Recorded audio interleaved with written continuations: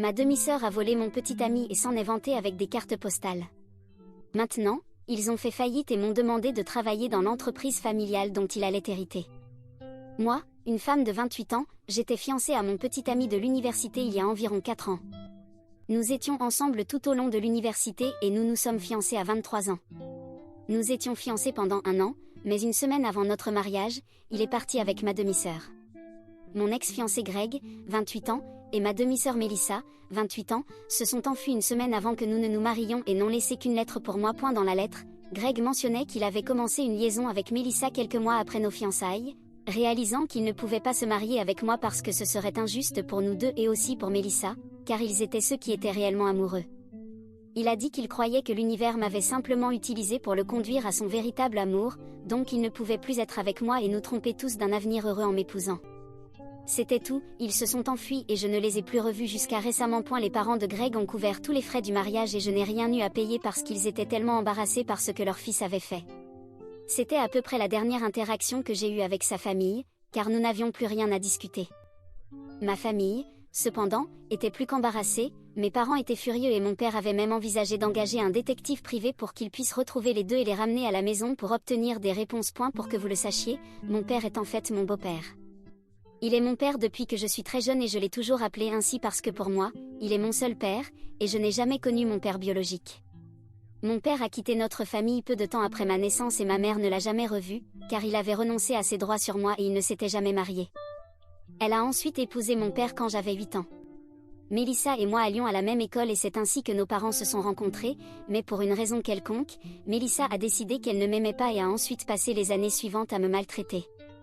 Elle était une brute dans le vrai sens du terme, et elle et ses amis me tourmentaient constamment quand nous étions à l'école. Cela ne s'arrêtait même pas quand nous rentrions à la maison, et elle cherchait toujours des occasions de me faire sentir mal. Je me suis plainte à mes parents plusieurs fois et ils ont essayé de la réprimander, mais ce n'était pas suffisant, et elle n'avait même pas peur de nos parents, alors elle a continué à me maltraiter. Mes années scolaires ont été un cauchemar total à cause d'elle et de ses acolytes. Tout comme mon père n'était pas dans le tableau, la mère de Melissa n'était pas là non plus, mais c'était parce que sa mère était décédée quelques années après sa naissance. Sa mère est décédée au milieu de la nuit à cause d'un épisode épileptique, donc chaque fois que ma mère essayait de la discipliner, elle lui disait qu'elle n'avait pas le droit de la gronder parce qu'elle n'était pas sa vraie mère. Mon père a essayé de la faire arrêter de me maltraiter, mais cela n'a pas fonctionné parce qu'elle n'avait peur de rien. Ils ont tout essayé, de la gronder à essayer de lui parler gentiment, mais rien ne l'a jamais arrêté de me maltraiter. Parfois, il menaçait même de l'envoyer ailleurs et elle les défiait de le faire parce qu'elle savait que ce n'était que des menaces vaines, et cela était juste au collège, alors avec le temps, elle n'a fait qu'empirer. À l'époque où nous étions au lycée, elle avait déjà pris un tas de mauvaises habitudes et était pratiquement une délinquante juvénile. Elle avait commencé à fumer et s'échappait de la maison de temps en temps pour aller boire avec ses amis, qui étaient tout aussi mauvais qu'elle. Ce n'est que lorsqu'elle a été arrêtée avec ses amis une nuit pour avoir pénétré dans la maison de quelqu'un alors qu'ils étaient ivres que nos parents ont finalement décidé de l'envoyer ailleurs et de lui donner l'aide dont elle avait manifestement besoin. Après quelques semaines de supplications et de protestations, mes parents l'ont finalement emmenée dans un centre de rééducation pour adolescents en difficulté. Elle n'était pas heureuse à ce sujet, mais mon père avait été très ferme et a dit que si elle voulait vivre avec nous et faire partie de cette famille, elle devait s'améliorer parce qu'il ne pouvait pas permettre à ce comportement de continuer et de troubler tout le monde. Elle est partie en 2e année et n'est pas revenue avant que nous ayons déjà terminé le lycée, car elle s'était inscrite dans une école près du centre de rééducation et vivait avec sa tante. Je ne l'ai pas vue pendant ces années, principalement parce que je n'étais pas intéressée par ce que devenait ma plus grande brute. Mes parents la visitaient tous les week-ends et me demandaient si je voulais venir, mais la réponse était toujours non. Ses amis ont commencé à m'ignorer et à faire semblant que je n'existais pas après son départ, ce qui a considérablement amélioré mon expérience au lycée car je n'avais plus personne pour me tourmenter constamment. Melissa a continué ses études en rééducation et quand elle est revenue, la première chose qu'elle a faite a été de s'excuser auprès de moi pour tout ce qu'elle m'avait fait subir. Elle semblait beaucoup plus calme et j'ai vraiment pensé qu'elle avait changé pour le mieux, alors je l'ai pardonnée. Nous étions sur le point d'aller à l'université de toute façon dans quelques mois, donc ça n'avait pas d'importance. Une fois que nous avons commencé l'université, j'ai déménagé et elle aussi. Nous ne revenions que pour les vacances et elle était beaucoup plus gentille avec moi après cela. Et par gentille, je ne veux pas dire qu'elle se comportait vraiment bien avec moi, je veux dire qu'elle m'ignorait simplement au lieu de me tourmenter à chaque occasion qu'elle avait, comme elle le faisait dans le passé. Pour être honnête, c'était un changement très bienvenu parce que je préférais être ignorée plutôt que tourmentée. Nos parents ont remarqué cela, mais n'ont pas essayé de nous forcer à nous entendre ou à agir comme des sœurs parce que, compte tenu de notre histoire, c'était plus que suffisant. Ensuite, j'ai commencé à sortir avec Greg et après avoir été ensemble pendant 1 an, j'ai décidé de l'amener à la maison pour Thanksgiving et de le présenter à mes parents. Nous nous sommes tous bien entendus et pour la première fois, j'ai remarqué que même Melissa s'intéressait à la conversation, ce qui était rare depuis son retour de la rééducation. Elle et Greg s'entendaient vraiment bien et après avoir commencé à sortir avec lui, elle a commencé à montrer plus d'intérêt à être mon amie et se rapprochait souvent de moi pour parler, ce qu'elle n'avait jamais fait auparavant. Je ne comprenais pas ce qui se passait et j'avais un petit soupçon qu'elle avait peut-être un faible pour Greg, alors un jour j'ai décidé de lui demander directement si la vraie raison pour laquelle elle essayait d'être mon amie était à cause de Greg ou quelque chose comme ça parce que j'étais paranoïaque et elle a ri de ça et m'a dit que ce n'était pas le cas. Greg avait mentionné à quel point il avait une excellente relation avec ses frères et sœurs lors de notre premier dîner ensemble en parlant de sa famille et c'est ce qui l'avait fait repenser à la façon dont elle s'était comportée avec moi depuis son retour, donc maintenant elle essayait de se racheter et d'améliorer notre relation. Cela n'avait rien à voir directement avec Greg, mais il avait certainement joué un rôle en étant le catalyseur et en la faisant réfléchir à notre relation. Elle m'a dit qu'elle m'avait tenu responsable de son envoi pendant longtemps, mais qu'elle avait finalement réalisé que ce n'était pas ma faute et qu'elle s'était amenée cela à elle-même par son comportement terrible, donc il était temps d'arrêter de me punir pour cela et de commencer à essayer de faire vraiment partie de cette famille, et cela ne serait pas possible jusqu'à ce qu'elle s'excuse sincèrement et essaie activement de travailler sur notre relation. Je suis une idiote émotionnelle et ce qu'elle m'a dit ce jour-là m'a touchée, donc comme une idiote, j'ai décidé de lui pardonner et d'être son amie, et je suppose que c'est ce qui a fait le plus mal parce qu'elle m'a trahi après avoir été mon amie. Nous étions en bons termes pendant longtemps et elle était activement impliquée dans les préparatifs du mariage. Je ne dirais pas que nous étions les meilleures amies, mais nous n'étions pas aussi mauvaises que nous l'étions. Pendant que nous reconstruisions notre relation, nous nous rencontrions au moins 1 ou 2 fois par mois et parlions entre nous, donc au moment où je me suis fiancée, nous allions bien et je lui avais déjà présenté Greg en personne avant les fiançailles. Chaque fois que nous nous rencontrions lors d'événements familiaux et autres, il se comportait assez normalement, donc je n'avais aucune raison de suspecter quoi que ce soit. Même après les fiançailles, il continuait de se comporter comme si de rien n'était et pas une seconde je n'ai pensé que peut-être Greg avait un faible pour Melissa. Cela ne m'a simplement jamais traversé l'esprit parce que Greg montait un acte très convaincant d'être amoureux de moi pendant qu'il me trompait avec Melissa, et elle était également très convaincante en prétendant être mon amie, donc je n'ai pas découvert la vérité jusqu'à ce qu'il soit trop tard et qu'il soit déjà parti. Mes parents voulaient les retrouver et les ramener à la maison, mais je les ai convaincus de laisser tomber parce que je voulais juste tout oublier. C'était déjà assez mal que les deux m'aient fait passer pour une imbécile et se soient enfuis 1 semaine avant mon mariage. Je ne voulais pas plus de drame parce que j'étais vraiment déprimée et je n'avais tout simplement pas la force. J'ai passé les semaines suivantes à ne rien faire d'autre que travailler et dormir parce que je voulais éviter de confronter mes sentiments. Mon cœur était évidemment brisé et j'étais juste engourdie, mais le pire était encore à venir. Quelques semaines après la date prévue de mon mariage, j'ai reçu une carte postale de Melissa et elle était en Californie, mais ce n'était pas tout parce qu'elle avait également utilisé un tas de photos d'elle avec Greg et il semblait vraiment heureux. Il était très évident qu'elle me narguait parce qu'elle avait même mentionné qu'elle était désolée pour la surprise avant mon mariage, mais elle n'était évidemment pas désolée et c'était juste pour me mettre en colère. C'est alors que j'ai réalisé qu'elle ne m'avait jamais vraiment pardonné pour ce qui s'était passé il y a des années et qu'elle me tenait toujours responsable du fait qu'elle avait été envoyée ailleurs, et qu'elle n'avait jamais voulu être mon amie à aucun moment. Elle m'avait simplement utilisée pour atteindre Greg et je lui avais fait confiance et l'avais laissé m'utiliser comme tremplin. C'était un plan vraiment diabolique, je dois le reconnaître. 4 jours après qu'elle m'ait envoyé cette carte postale, je ne pouvais même plus dormir parce que je perdais la tête à cause de cela. C'était une expérience vraiment traumatisante pour moi et j'ai dû suivre une thérapie pendant des mois pour défaire tous les dégâts et gérer mes problèmes de confiance. Et la carte postale n'était même pas un incident isolé et elle m'a envoyé des cartes postales d'elle et de Greg pendant 4 mois après cela. Cela n'a pris fin qu'après environ 1 an parce que je ne lui avais pas répondu ni joué dans le drame. Nos parents étaient vraiment bouleversés par cela et ont naturellement coupé tous les liens avec elle après cela. Je n'ai même pas essayé de la contacter après la première carte postale et cela a été une grande perte pour Melissa parce qu'elle était censée hériter de l'entreprise de son père. Elle était spécialisée en commerce et c'était l'une des raisons pour lesquelles elle avait choisi cette voie pour elle-même parce qu'elle voulait rejoindre son père. Mais bien sûr, après ce qu'elle avait fait, notre père a coupé tous les liens avec elle et m'a dit que je pouvais le rejoindre à la place parce qu'il sentait qu'il devait compenser tout cela d'une manière importante. Mais je n'avais pas de diplôme en commerce et en fait, j'étais spécialisée en histoire, ce qui n'avait rien à voir avec le commerce, donc j'avais besoin d'apprendre tout depuis le début. Mon père a dit que ce n'était pas un problème parce qu'il était prêt à m'enseigner tout ce qu'il savait pour que je puisse finalement prendre le contrôle de l'entreprise à la place de Melissa. Alors j'ai accepté et j'ai commencé à travailler sous sa direction pour pouvoir apprendre comment gérer l'entreprise et il pourrait prendre sa retraite et me passer les rênes après un certain temps. J'ai travaillé très dur pendant quelques années et l'année dernière, j'ai finalement été promue et mon père a pris sa retraite. C'était une sensation incroyable parce que j'avais commencé de zéro et que j'avais dû apprendre tout, mais maintenant tout se passait bien sous ma direction et c'était ainsi depuis un certain temps. Grâce à moi, mes parents peuvent maintenant passer plus de temps ensemble sans se soucier de l'entreprise parce que je m'en occupe. Cela fait longtemps que c'est ainsi et j'ai pratiquement arrêté de penser à Greg après avoir commencé à travailler pour mon père parce que cela prenait tout mon temps, ainsi que la thérapie qui m'a aidé à aller de l'avant. Et je dirais que maintenant j'ai complètement tourné la page et que je ne pense plus à eux ni à ce qu'ils ont fait. Je n'ai jamais pensé qu'ils me recontacteraient, encore moins pour me demander de l'aide, parce qu'il faudrait beaucoup de courage et une totale absence de cellules cérébrales fonctionnelles pour me demander de l'aide après m'avoir trompée et m'avoir fait passer pour une imbécile, puis m'avoir narguée en plus. Mais je suppose que Melissa et Greg manquent vraiment de cellules cérébrales parce que c'est ce qu'ils ont fait il y a quelques jours. J'étais à la maison parce que c'était le week-end et vers midi, j'ai entendu quelqu'un sonner frénétiquement à la porte. Je pensais que c'était la pizza que j'avais commandée, donc je n'y ai pas trop pensé. Quand j'ai ouvert la porte, j'ai eu la plus grande surprise de ma vie quand au lieu d'un livreur, j'ai trouvé Melissa debout devant ma maison avec un air vraiment inquiet. Je ne savais pas quoi dire, alors j'ai juste attendu en silence qu'elle dise quelque chose en la regardant. J'ai réalisé qu'elle était définitivement là pour demander de l'aide parce qu'elle avait l'air désemparée et son apparence la trahissait. Même enfant, Melissa s'habillait toujours bien, mais quand je l'ai vue, elle portait des vieux vêtements qui étaient tous délavés et qui avaient manifestement été achetés il y a très longtemps.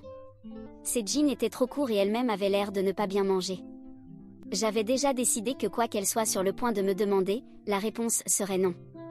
Alors quand elle a dit qu'elle avait besoin de mon aide parce qu'elle et Greg avaient eu du mal pendant longtemps, depuis qu'il avait perdu son emploi il y a quelques mois, il avait commencé à boire au lieu de chercher un nouvel emploi, et même si elle essayait de trouver un emploi pour elle-même, elle n'y arrivait pas parce qu'elle avait tout abandonné pour rester à la maison et faire tous les travaux ménagers quand elle avait déménagé avec Greg. Et à cause de cela, elle n'avait pas travaillé récemment et l'écart dans son CV la rendait une candidate plus faible pour tous les emplois auxquels elle postulait. Elle a dit qu'elle avait entendu de quelques parents que notre père avait pris sa retraite et m'avait transmis les rênes de l'entreprise, donc maintenant elle était là pour me demander si j'étais prête à embaucher Greg et lui donner quelque chose à faire. Melissa m'a dit qu'elle était venue jusqu'ici seulement pour me demander de l'aide et qu'elle était désolée pour tout ce qu'elle avait fait dans le passé, mais maintenant elle comptait sur moi pour la sauver. Elle m'a dit qu'elle n'avait même pas approché nos parents et qu'elle était venue directement chez moi pour demander de l'aide parce qu'elle savait que j'avais un cœur gentil et qu'elle se sentait terriblement coupable de m'avoir trahi dans le passé, mais elle était sûre que je ne la repousserais pas maintenant qu'elle avait besoin de mon aide. Son droit de demander de l'aide était tellement ridicule que j'ai fini par rire à son visage et lui ai dit de postuler ailleurs parce que je n'embauche pas de tricheur. Ensuite, j'ai fermé la porte devant elle et suis retournée au salon en me préparant à appeler la police si elle ne quittait pas ma propriété bientôt. Heureusement, elle est partie ce jour-là, mais elle ne m'a pas encore laissé tranquille. Après sa visite, la première chose que j'ai faite a été d'appeler nos parents et de leur raconter cela. Ils m'ont dit qu'ils avaient entendu de quelques voisins que Melissa était de retour en ville sans Greg, mais ils n'y avaient pas cru. Nous vivons dans une ville relativement petite, donc tout le monde connaît tout le monde. Ils ont rapidement pu découvrir que Melissa était ici depuis environ une semaine avant de finalement me rendre visite et qu'elle vivait avec l'un de ses acolytes du lycée. C'était probablement son ami du lycée qui lui avait dit où je vivais et aussi que j'avais hérité de l'entreprise qui devait être la sienne, et maintenant elle en profitait vraiment. Quelques jours après m'avoir rendu visite, elle a décidé d'aller voir nos parents pour leur dire à quel point j'étais cruelle. Elle s'attendait à ce qu'il soit de son côté maintenant qu'elle avait l'avantage de savoir qui souffrait le plus, mais elle ne pouvait pas être plus mal avisée parce que mon père lui a dit que l'entreprise était maintenant la mienne à gérer et que je pouvais prendre toutes les décisions que je jugeais appropriées. Il n'avait plus rien à dire à ce sujet parce qu'il n'allait pas me microgérer. Ma mère lui a rappelé qu'elle était celle qui m'avait trahi en s'enfuyant avec mon fiancé après avoir prétendu être mon amie pendant des années et que maintenant elle méritait complètement ce qui lui arrivait. Elle avait perdu le droit de demander de l'aide à aucun de nous, surtout à moi, après qu'elle m'ait même envoyé des cartes postales pour me tourmenter. Elle a essayé de se défendre en disant que tout cela était dans le passé et qu'elle était une personne différente maintenant, mais nos parents lui ont dit qu'elle devait partir parce qu'ils ne voulaient plus avoir affaire à elle. Cela a conduit à une crise de nerfs chez elle dans leur maison et a affirmé qu'ils m'avaient toujours favorisée et traitée comme l'enfant en or. Elle a dit à mon père que malgré le fait qu'elle était sa propre chair et son propre sang, il ne l'avait jamais traitée ainsi et agissait comme si j'étais sa seule fille et qu'elle ne valait rien pour lui. Quand il lui a dit qu'il avait fait plus de concessions pour son comportement dans le passé que tout autre parent au monde ne le ferait, elle a dit que cela n'avait toujours pas d'importance. J'avais tout ce qu'elle était censée avoir, y compris l'entreprise dont je me vantais. Elle a dit que ce n'était même pas sa faute si Greg était tombé amoureux d'elle et voulait passer sa vie avec elle au lieu de moi, mais pour une raison quelconque, elle était celle qui était punie pour cela, et a affirmé que les cartes postales qu'elle avait envoyées étaient censées être des excuses sincères et qu'elle n'essayait même pas de me tourmenter. Honnêtement, je n'ai pas pu arrêter de penser à cela depuis que mon père m'a dit ce qu'elle a dit. D'une certaine manière, c'est vrai qu'elle était censée hériter de cette entreprise et être à ma place, mais elle l'a vraiment perdue à cause de ses propres actions. Je n'avais rien à voir avec cela. Je n'ai jamais dit à mon père de la couper de sa vie et de me donner l'entreprise. Il l'a fait de son propre chef, et cela semble un peu injuste qu'elle me blâme pour cela aussi. Ce qu'elle a dit à propos de moi en tant qu'enfant en or n'est absolument pas vrai, mais je peux comprendre pourquoi elle se sentirait ainsi, parce que dans sa tête, c'est elle qui a été envoyée ailleurs parce que je me suis plainte d'elle et de ses intimidations incessantes. Qu'un parent décide d'envoyer son enfant ailleurs est une grande affaire, et je sais que cela a été difficile pour mon père, mais encore une fois, ce n'est pas sa faute ni la mienne. S'il n'avait pas pris les mesures nécessaires pour l'empêcher, Melissa aurait pu devenir une criminelle ou quelque chose comme ça parce que c'était le chemin qu'elle prenait. À part cela, je ne pense vraiment pas qu'elle essayait de s'excuser avec les cartes postales et elle essayait probablement juste de couvrir cela en disant que c'était censé être des excuses sincères. Je me sens juste mal pour elle parce que son mari s'est révélé complètement inutile et maintenant elle doit le sortir de cela. Elle est vraiment venue me demander de l'aide et je ne peux pas imaginer à quel point cela a dû être difficile pour elle, donc je regrette un peu la façon dont je l'ai traitée. J'ai tout maintenant et elle n'a rien, donc je ne peux pas m'empêcher de me sentir désolée pour elle. C'est juste qui je suis en tant que personne. Cela fait longtemps et je ne veux pas continuer à garder de la rancune, mais je ne veux pas non plus l'aider de quelque manière que ce soit. Le plus que je puisse faire, c'est leur offrir ma sympathie, mais je ne veux vraiment pas les embaucher ni les aider financièrement. Je pense que c'est suffisant que je me sente même mal pour elle après tout ce qu'elle m'a fait subir. La plupart des gens ne cligneraient probablement même pas des yeux. Et la seule raison pour laquelle je me sens mal pour elle maintenant, c'est parce que cette entreprise était censée être la sienne et maintenant que je suis en position de pouvoir, je me venge enfin d'elle et je ressens simplement que ce n'est pas juste. Cela pourrait être à cause de ce qu'elle a dit à propos de moi en tant qu'enfant en or ou peut-être simplement le syndrome de l'imposteur, mais je me sens bizarre à ce sujet. Donc, suis-je la méchante pour avoir refusé d'embaucher mon ex-fiancé qui s'est enfui avec ma demi-sœur maintenant qu'ils ont des problèmes d'argent et ont besoin d'aide ? Mise à jour 1, je n'avais aucune idée de ce qu'il fallait faire et les commentaires ici ne faisaient que me confondre encore plus parce que certains d'entre vous disaient que je faisais bien de les refuser et l'autre moitié disait que j'avais toujours été l'enfant en or et c'est pourquoi Melissa avait commencé à mal se comporter. Bien que cela n'ait pas été aussi utile que je le pensais, j'ai décidé de parler à mes parents parce qu'à chaque fois que j'ai eu des problèmes dans ma vie, je suis toujours allée voir mes parents pour obtenir des conseils. Je l'ai fait cette fois aussi. Ils m'ont dit que je n'avais aucune raison de me sentir désolée pour Melissa parce que tout le monde avait fait tout ce qu'il pouvait pour essayer de faire d'elle une meilleure personne, mais si elle n'était pas prête à changer à aucun moment de sa vie, alors il n'y avait pas grand-chose que nous pouvions faire pour elle. Mon père m'a dit qu'il avait l'intention de la laisser reprendre l'entreprise si elle s'était bien comportée et avait été une bonne fille, mais elle avait échoué à tout et avait tourné notre famille en ridicule. Après cela, elle serait une idiote de s'attendre à ce qu'il la laisse reprendre ou même faire partie de la famille. Cela m'a fait me sentir considérablement mieux parce que parler à mes parents me fait toujours me sentir mieux, donc je vais essayer de ne pas me sentir coupable pour des choses que je ne fais pas. Mise à jour 2, environ une semaine s'est écoulée depuis que Melissa est apparue à ma porte et depuis sa visite à mes parents, nous n'avons rien entendu d'elle. J'ai presque pensé qu'elle était retournée en Californie avec Greg jusqu'à aujourd'hui, quand elle est apparue à mon lieu de travail pour faire une scène. C'était horrible parce qu'elle est entrée dans l'endroit, car elle connaissait les lieux depuis qu'elle était enfant et est entrée sans alerter la sécurité assez facilement. Ensuite, elle s'est placée devant mon bureau et a commencé à crier sur la façon dont j'avais volé cette entreprise sous son nez en prétendant être une bonne fille pour nos parents et en leur léchant les bottes pour qu'ils m'approuvent. Apparemment, j'étais responsable de la diaboliser en l'accusant faussement de m'avoir intimidée tout au long de notre enfance et même en parlant à mon père pour l'envoyer en rééducation juste pour cimenter ma position en tant qu'enfant en or de la famille. Elle a continué à annoncer que cette entreprise était censée être la sienne, mais maintenant je refusais même de la laisser en faire partie parce que j'étais jalouse que Greg l'ait choisie plutôt que moi. Contrairement à nos parents qui m'avaient toujours favorisée, et comme je n'étais pas habituée à être ignorée, j'avais perdu la tête et retourné nos parents contre elle. Quand j'ai entendu les cris, j'ai décidé de sortir et de vérifier par moi-même après avoir appelé la sécurité. J'ai essayé de lui dire de se taire, mais elle a continué pendant quelques bonnes minutes jusqu'à ce qu'elle soit finalement expulsée du bâtiment. J'ai décidé d'appeler mon père avant d'appeler la police pour obtenir son avis et il était furieux, donc il m'a dit d'appeler la police immédiatement. Heureusement, quand les flics sont arrivés, elle était toujours à proximité, probablement en train d'attendre que je sorte du bâtiment pour me crier dessus ou peut-être faire quelque chose de pire, m'attaquer physiquement. Les flics l'ont emmenée et l'ont accusée de violation de domicile et de trouble à l'ordre public, mais ce sont des accusations mineures et elle peut probablement s'en tirer avec une amende ou peut-être un service communautaire dans le pire des cas. Mais cela va certainement figurer sur son dossier et ce n'est jamais bon. J'ai dit à mon père qu'elle avait été accusée et arrêtée et je m'attendais à ce qu'il soit un peu contrarié à ce sujet, mais il semblait seulement exaspéré et m'a dit qu'il était juste fatigué de cela et voulait une pause pour ne plus avoir à gérer sa folie. Honnêtement, je me sens mal pour lui parce que cela ne peut pas être facile d'avoir une fille comme Mélissa et d'être blâmée pour tout ce qui tourne mal dans sa vie, même si la plupart du temps c'est sa propre faute. Honnêtement, nous avons tous été très patients. Mise à jour 3. Je pense que Mélissa est retournée en Californie parce que cela fait quelques jours et nous n'avons rien entendu d'elle, ce qui est étrange parce que nous nous attendions à ce qu'elle réagisse après son arrestation. Mais mon père a demandé et on lui a dit que quelques personnes l'avaient vue se diriger vers l'aéroport l'autre jour, donc je suppose qu'elle est partie. C'est un énorme soulagement qu'elle soit partie parce que j'avais vraiment peur qu'elle essaie de faire quelque chose d'explosif pour attirer notre attention et c'est toujours une mauvaise nouvelle. Je ne sais pas ce qu'elle va faire de toute cette situation avec Greg maintenant parce qu'il semble peu probable qu'elle obtienne de l'aide de qui que ce soit après cela. J'espère juste qu'elle trouve quelque chose à faire et qu'elle se sorte de ce pétrin. Et non, je ne suis même pas gentille ou compatissante maintenant. J'ai des raisons très égoïstes de dire cela et c'est parce que je sais que si elle ne trouve pas un moyen de sortir de ce pétrin, elle reviendra ici avec Greg et nous embêtera encore plus et je ne veux pas cela. Alors j'espère et je prie vraiment qu'elle ou Greg trouvent un emploi et puissent se soutenir. Quoi qu'il en soit, je n'ai pas à entendre parler d'elle pendant au moins quelques semaines et je suis soulagée que ce cauchemar soit enfin terminé.